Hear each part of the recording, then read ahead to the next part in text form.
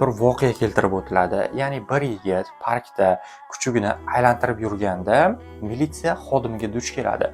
Militsiya xodimi esa uni oldiga yaqinlashib, kuchugiga ip bog'lash kerakligini, bu boshqalar uchun xavfli ekanligini aytadi.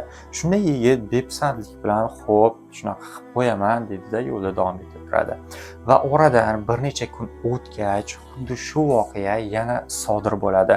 Unda militsiya yana buni oldiga kelib, "Senga aytmaganmidim" deb dakki berib turganda, yigit aybini tan oladi va qilgan ishidan pushaymonligini militsiya xodimiga aytadi.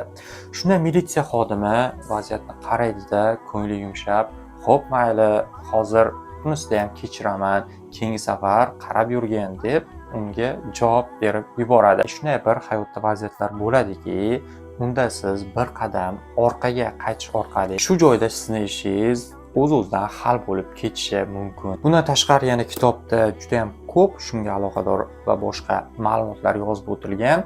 Ularni tahlilini men YouTube kanalimga katta video qilib joyladim. Uni kirib tomosha qilishingiz mumkin.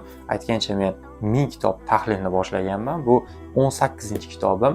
Hayotdagi turli xil vaziyatlarda qanday kitoblar o'qish haqidagi tavsiyalar sizlarga kerak bo'ladigan bo'lsa, hoziroq sahifamga obuna bo'ling.